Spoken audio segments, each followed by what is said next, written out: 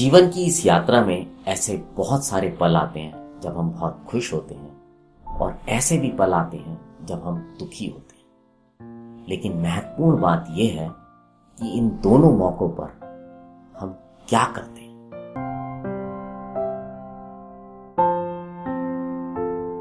Radio Dwarka परिवार के सभी सदस्यों को मेरा नमस्कार। आज मैं आपको सुनाने जा रहा हूं एक कहानी एक ऐसे सेठ और उनके कर्मचारी की जो कि दोनों एक जगह पर काम करते थे। वो कर्मचारी सेठ जी के पास बहुत समय से काम करता था और बहुत ही ईमानदारी और लगन के साथ अपने काम को अंजाम देता था। सेठ जी इस बात से बहुत प्रसन्न रहते थे और दोनों का गुजारा बढ़िया चल रहा था। सेठ जी समय पर महीने की हर एक तारीख को उसको तनख्वाह दे दिया करते थे और जो कर्मचारी था वो भी उसमें हमेशा खुश रहता था। एक बार की बात है कि लगातार 2 दिन वो कर्मचारी काम पे आया नहीं, जिसकी वजह से सेठ जी को काफी परेशानी हो रही थी। सेठ जी को लगा कि ये आदमी इतनी मेहनत से इतनी मन लगाकर काम करता है, कहीं ऐसा तो नहीं कि इसको ये तनख्वाह कम लगती हो, क्यों ना इसकी तनख्वाह बढ़ा दी जाए। और सेठ जी ने कुछ बोला नहीं, लेकिन मन ही मन सोच लिया कि इस महीने इस व्यक्ति को तनख्वाह बढ़ाकर दे दूं। अगला महीना आया, 1 तारीख आई, सेठ जी ने उसको बड़े हुए पैसों के साथ तनख्वाह दे दी।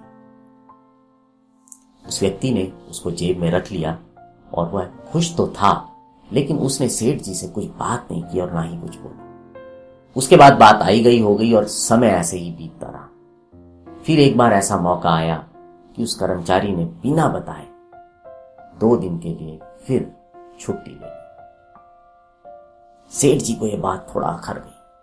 सेठ जी को बहुत गुस्सा आया। उन्होंने कहा, यार कैसा गैर जिम्मेदार आदमी है, मुझे बताया भी नहीं और बिना बताए 2 दिन के लिए छुट्टी ले ली। ये अपनी जिम्मेदारी को नहीं समझता।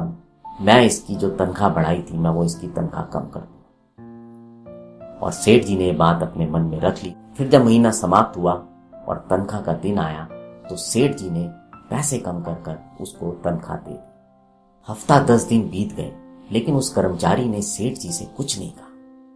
सेठ जी को ये बात बड़ी अजीब सी लगी कि यार, जब मैंने इसकी तनख्वाह बढ़ाई थी तब भी कुछ नहीं बोला, अब कम कर दी तब भी कुछ नहीं बोल रहा। सेठ जी ने उसको बुलाया और बोला, अरे भाई एक बात बता, तेरी तनख्वाह बढ़ाई तू तब नहीं बोला, कम कर दी अब नहीं बोला, क्या दिक्कत, क्या बात है। उस कर्मचारी ने बोला, सेठ जी जब आपने मेरी तनख्वाह बढ़ाई थी तो मेरे घर एक पुत्री का जन्म हुआ था, तो मुझे ऐसा लगा कि शायद ऊपर वाले ने उसके लिए इंतजाम करके भेज दिया। और अब जब मैं 2 दिन के लिए छुट्टी पर था तो मेरी माँ का देहांत हो गया था और आपने जब मेरी तनख्वाह कम की तो मुझे ऐसा लगा कि जो मेरी माँ के हिस्से का वो था वो कम हो गया, तो मैंने इसलिए ना आपसे कुछ बोला। सेठ जी उसकी बात सुनकर मन ही मन बहुत शर्मिंदा हुए, लेकिन उन्होंने आगे बढ़कर उसको गले से लगा लिया, उसकी तनख्वाह पहले जितनी कर दी और फिर दोनों आराम से काम करने।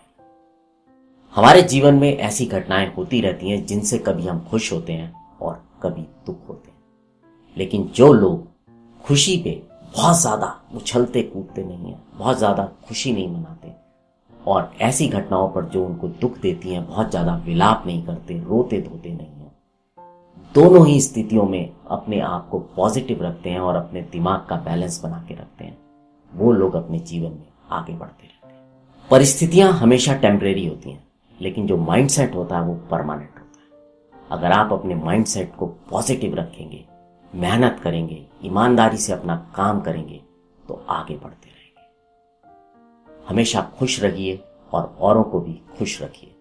अगर ये कहानी अच्छी लगी हो तो इसको लाइक कीजिएगा, इसको शेयर कीजिएगा, कमेंट कीजिएगा और रेडियो द्वारका के चैनल को सब्सक्राइब कीजिएगा। अब आपसे विदा लेता हूं। अगले हफ्ते फिर मुलाकात होगी किसी नई कहानी के साथ।